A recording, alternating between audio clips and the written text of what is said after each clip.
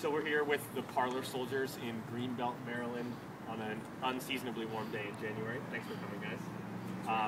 We just watched them play on the TV John show, which was quite an experience, in a little cafe back here. So tell us a little bit about the band and how you guys formed and how you came up with the name the Parlor Soldiers.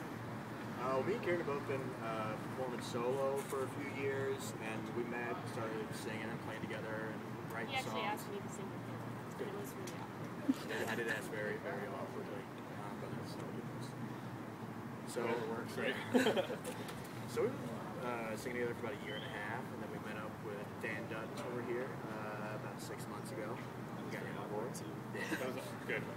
We speculated that maybe you were just like, hey, you guys are good, can I play with you guys? And then that's what happened. It's actually hard to find a stand-up bass player. He wasn't playing with anyone. Oh. It was like awesome. The best kept secret of the Awesome. You were the hidden gem. Yes. Awesome. Good. So the name the Parlor Soldiers, how did you decide on such an interesting name? We had lists and lists and lists of names. I think that I just nixed the rest of it. Were there any on the list that she nixed that you really wanted to keep? There was one, chicken fried stank, but his mom nixed that one first, actually.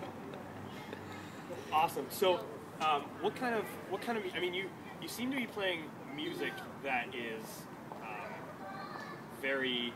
I don't know if the word is comfortable, but very, very culturally important to this area, not DC, but like the Appalachians, and we've been doing a lot of like folk music, and that's and the music that you're doing seems to be right in that vein. Was that an intentional choice, or is that just something that sort of happened? I don't think it was intentional. Just I started kind of playing more folky and country stuff, and it's funny. It really wasn't up Karen's alley at all. I was more in the more straight folk without the. But you went from punk to folk. That's an interesting switch. What prompted that? I think it makes sense. I think that, no, honestly, I think it was awkward. For a while there, those few songs were really... I think punk and folk have a lot in common. I think they're both, and music genres, I think they're both pretty non-commercial and a bit more, like Woody Guthrie. I think Woody Guthrie was about as punk as you can get, personally.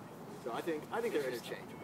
That's interesting. I don't think I've ever heard anybody say Woody Guthrie was as punk as you can get. How do you think the Ramones would respond to that? I think the Ramones would agree. Good. So you also have songs that are some songs that seem very personal, and some songs that are about like murder that hopefully aren't so personal.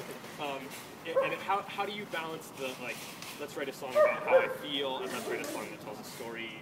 How does that work? Karen is much more personal songwriter than I am. Karen is much better at writing songs from her own perspective and based on how she's feeling than I am. She can make it work, and I have trouble with that. I typically tend to write songs that are stories, and so it's a good balance, I think. And I think the songs that are stories lend themselves to that, like, you know, turn of the century Appalachia. That's sort of the super folksy. If not the music, then definitely the material. I think it lends itself that way, and I think that's a really cool sound.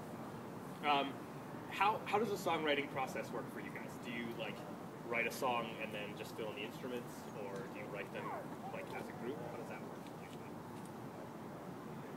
Usually, I guess. Usually, we write them. Some of them are co-writes and some. So usually somebody starts with the idea, and we get together. Yeah, we usually start with the music and have a basic idea, and then just build later stuff from there. So it's usually music first, then lyrics, not like you don't come with a story and say, let's put this to music. I don't think we have. Well, singers do. We had the lyrics to the singer. We wrote that. Normally, yeah, it's music first. A lot of people say it's different every time. It is a little bit. I mean, and that's probably true, but that's like it changes. And it's like, oh, okay, it changes. So, what kind of stuff are you guys listening to? What's inspiring you as you're writing to change maybe what you're writing, or to try to include some of that when you're writing? What's on the radio when you're gosh, trying to get a mix of like some like jam stuff, like some roots, reggae type stuff. Just trying to put something different than fifths. Yeah. Bass lines. Cool. Like, for example, Oh gosh, on the spot. just like if you turn on your car radio right now, what's playing? I think right now there's some heavy bits in there. Okay, cool. Really feeling well. And she was one of our best albums of the year. The album was great. How about you?